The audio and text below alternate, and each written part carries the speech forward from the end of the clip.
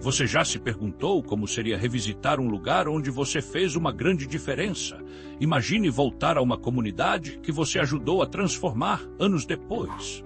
É exatamente isso que vamos explorar hoje, mergulhando na fascinante história das viagens missionárias do apóstolo Paulo. Nossa jornada começa por volta do ano 50 D.C., numa época em que o cristianismo ainda era uma nova fé, enfrentando perseguições e desafios. Paulo, um ex-perseguidor dos cristãos que se tornou um dos mais fervorosos seguidores de Jesus, embarca em uma missão extraordinária, revisitar as igrejas que ele havia estabelecido em suas viagens anteriores. Vamos voltar um pouco no tempo. Na primeira viagem missionária de Paulo, ele e Barnabé percorreram cidades como Antioquia, Icônio, Listra e Derbe. Eles pregaram o evangelho, enfrentaram oposição e estabeleceram novas comunidades de fé. Mas Paulo sabia que plantar igrejas era apenas o começo. Era crucial nutrir e fortalecer essas novas comunidades. É aqui que começa a nossa história principal. Paulo decide empreender uma segunda viagem missionária, desta vez acompanhado por Silas. O objetivo, revisitar as igrejas que haviam fundado para encorajar e fortalecer os novos crentes. Como lemos em Atos 15:36, Paulo disse a Barnabé: "Vamos voltar para visitar os irmãos em todas as cidades onde pregamos a palavra do Senhor, para ver como estão indo." Imagine a emoção de Paulo ao retornar a essas cidades. Em cada parada, ele encontrava rostos familiares, pessoas cujas vidas haviam sido transformadas por sua mensagem anterior.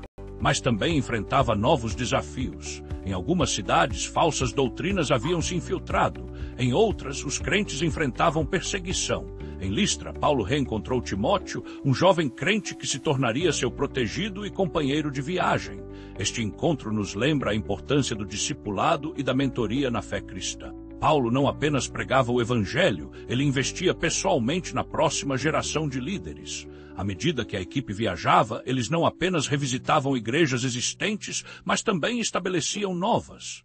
Em Filipos, por exemplo, encontraram Lídia, uma comerciante de púrpura que se tornou a primeira convertida na Europa. A igreja em sua casa se tornou um farol de fé na região, mas nem tudo eram flores nesta jornada de retorno. Em Filipos, Paulo e Silas foram presos por expulsar um espírito de adivinhação de uma jovem escrava. No entanto, mesmo na prisão, eles louvavam a Deus. Um terremoto abriu as portas da prisão, levando à conversão do carcereiro e sua família. Este episódio dramático nos ensina sobre a fidelidade de Deus mesmo nas circunstâncias mais difíceis. Em Tessalônica e Bereia, Paulo enfrentou oposição feroz dos judeus que não aceitavam sua mensagem. Isso o forçou a deixar essas cidades prematuramente. No entanto, as sementes da fé que ele plantou continuaram a crescer, como evidenciado pelas cartas que mais tarde escreveu a essas igrejas. Chegando a Atenas, Paulo se deparou com uma cidade repleta de ídolos. Aqui ele adaptou sua abordagem, usando a cultura local como ponto de partida para apresentar o evangelho. Seu discurso no Areópago é um exemplo brilhante de como contextualizar a mensagem cristã para diferentes audiências. Em Corinto, Paulo passou 18 meses fortalecendo a igreja local. Foi aqui que ele escreveu suas cartas aos Tessalonicenses, oferecendo encorajamento e instrução adicional à igreja que havia deixado para trás. A jornada de retorno de Paulo não foi apenas geográfica, mas também espiritual. Ele viu em primeira mão como as sementes que havia plantado estavam crescendo, enfrentando ventos e tempestades, mas permanecendo firmes. Isso o inspirou a continuar seu trabalho, sabendo que o impacto de suas viagens ia muito além do momento presente. O que podemos aprender com esta jornada de retorno? Primeiro, a importância do acompanhamento contínuo na vida cristã. Paulo entendeu que a conversão era apenas o começo.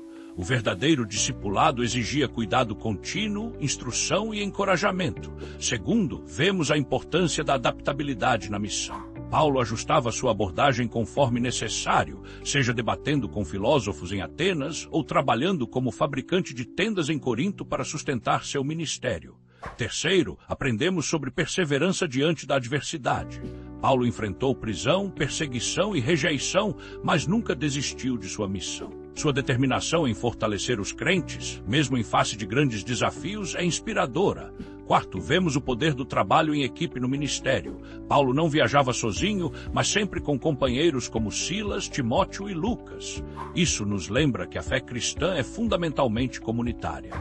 Por fim, a jornada de retorno de Paulo nos ensina sobre o impacto duradouro do ministério fiel. As igrejas que ele plantou e fortaleceu continuaram a crescer muito depois de sua partida, espalhando o evangelho por todo o mundo conhecido. Ao refletirmos sobre esta história, somos desafiados a considerar nossa própria jornada de fé. Como estamos nutrindo e fortalecendo nossa fé e a dos outros ao nosso redor? Estamos dispostos a revisitar áreas de nossas vidas onde Deus trabalhou no passado para ver como podemos continuar crescendo? A jornada de retorno de Paulo não foi apenas uma viagem física, mas uma jornada de fortalecimento, encorajamento e crescimento espiritual. Ela nos lembra que a vida cristã é uma maratona, não uma corrida de velocidade. Requer cuidado contínuo, perseverança e uma disposição para revisitar e fortalecer os fundamentos de nossa fé. Que possamos, como Paulo, ser fiéis em nossa jornada, sempre prontos para fortalecer os outros e ser fortalecidos em nossa própria fé. Que possamos ver cada desafio como uma oportunidade de crescimento e cada retorno como uma chance de aprofundar nossas raízes na verdade do Evangelho. Pois, como Paulo escreveu aos Filipenses, aquele que começou boa obra em vocês, vai completá-la até o dia de Cristo Jesus. Que esta promessa nos inspire a continuar nossa própria jornada de fé, sempre prontos para revisitar, fortalecer e crescer.